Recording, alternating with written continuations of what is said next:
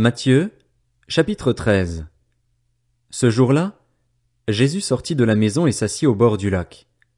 La foule se rassembla autour de lui, si nombreuse qu'il monta dans une barque où il s'assit.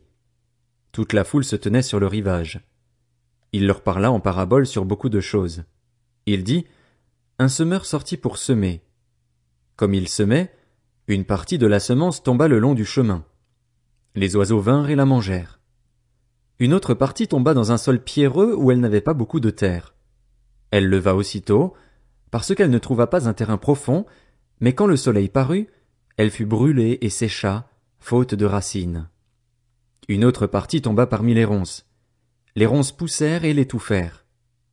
Une autre partie tomba dans la bonne terre.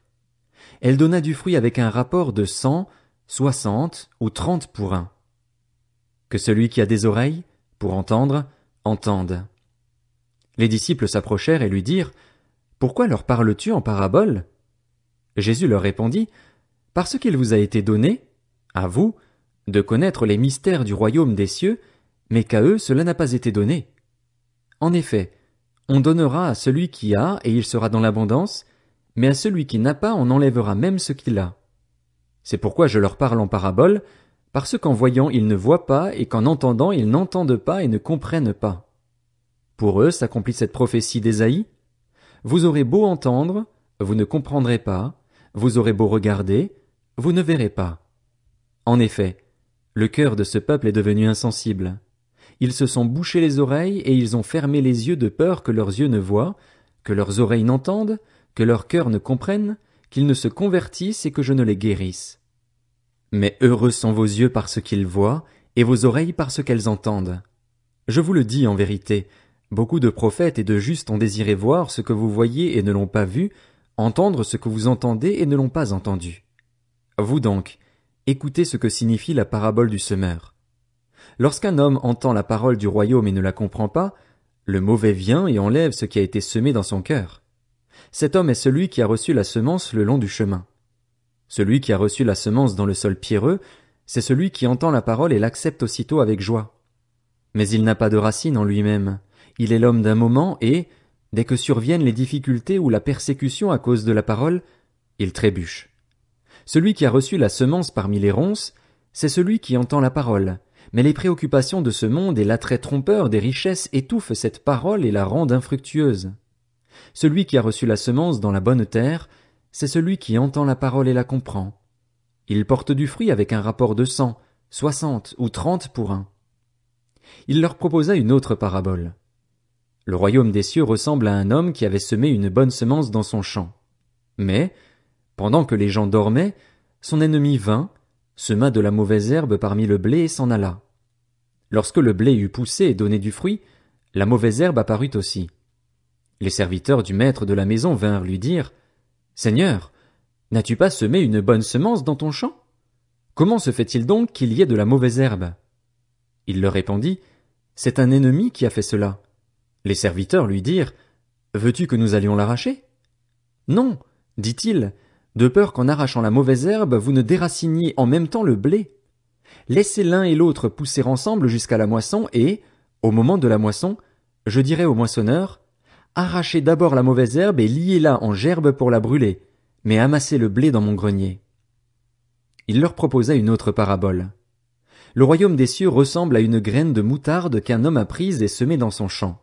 C'est la plus petite de toutes les semences, mais quand elle a poussé, elle est plus grande que les légumes et devient un arbre, de sorte que les oiseaux du ciel viennent habiter dans ses branches.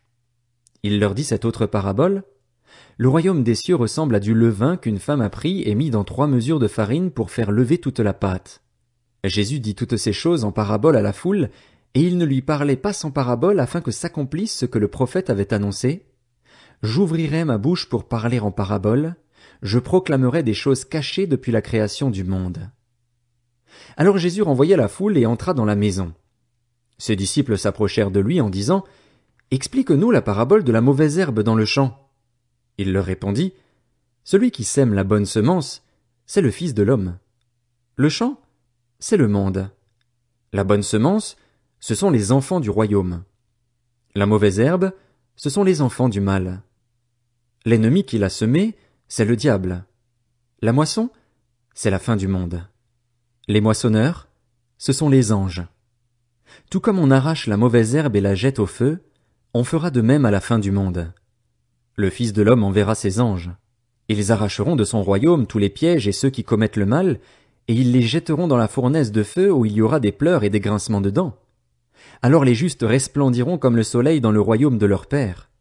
Que celui qui a des oreilles pour entendre, entende.